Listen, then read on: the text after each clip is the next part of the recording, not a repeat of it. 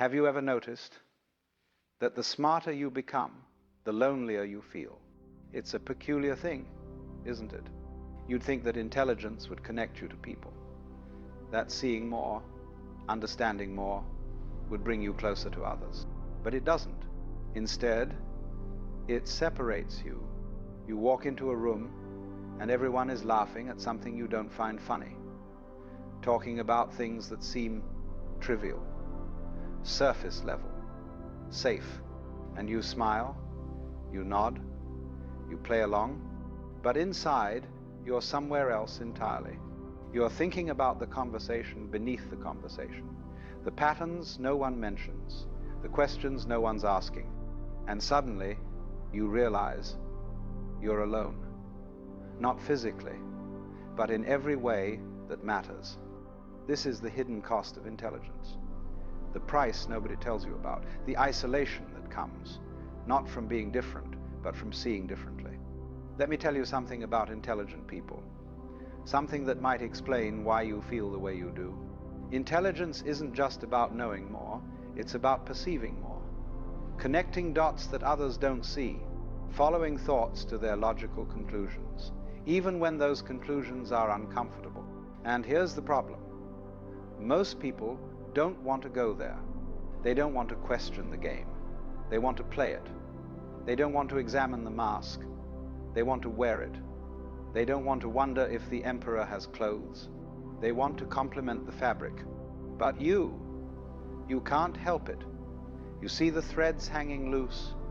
You notice the inconsistencies, the contradictions, the unspoken agreements everyone pretends are absolute truths. And when you point them out, even gently, even playfully, people get uncomfortable. Not because you're wrong, but because you're right. And being right about things people don't want to examine makes you dangerous. So they distance themselves. Not consciously, perhaps, not maliciously, but they do. They stop inviting you to things. They keep conversations shallow around you. They call you intense or overthinking or too serious. And you learn to keep your thoughts to yourself. You learn to dumb it down, to speak in half-truths, to laugh at jokes you don't find funny, to nod along with opinions you don't share. You learn to hide, because full honesty, you've discovered, is social suicide. Authentic expression is loneliness in motion.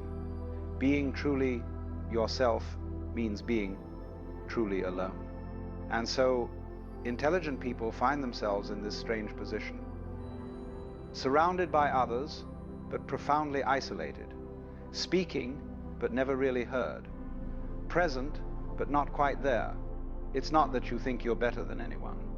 That's not it at all. In fact, you'd give anything to just fit in, to care about the things they care about, to find meaning in the conversations they have, but you can't. You've seen too much, thought too deeply, gone too far down the rabbit hole to come back and pretend the surface is all there is. This is what people don't understand about intelligence. It's not a gift you can put down. It's not a switch you can turn off. It's a lens you see through permanently. You can't unsee patterns once you've seen them. You can't unknow things once you know them. You can't go back to simple answers once you've understood the complexity. And most people, they're still living in the simple answers, the clean narratives, the comfortable illusions. They believe what they're told to believe. They want what they're told to want. They fear what they're told to fear, not because they're stupid, but because it's easier, safer, less lonely. But you can't do that anymore. And that's why you're alone. Now, here's where it gets interesting. This loneliness you feel, this isolation, it comes in stages. And understanding these stages might help you realize you're not broken. You're just awake in a sleeping world. The first stage is confusion. You're young, perhaps, or newly aware, and you start noticing things don't add up. The adults are saying one thing but doing another. Society claims to value truth but punishes honesty. People preach kindness, but practice cruelty when no one's watching. And you think, maybe it's just me. Maybe I'm missing something. Maybe everyone else understands something I don't. So you try harder. You study people. You observe. You analyze. You attempt to figure out the rules of the game everyone else seems to know instinctively. So you try harder. You study people. You observe. You analyze. You attempt to figure out the rules of the game everyone else seems to know instinctively. But the more you understand, the less it makes sense. The rules are arbitrary, the game is rigged, and everyone's pretending not to notice. That's when you enter the second stage, frustration. You try to explain what you see. You point out the contradictions. You ask the questions that expose the illusions.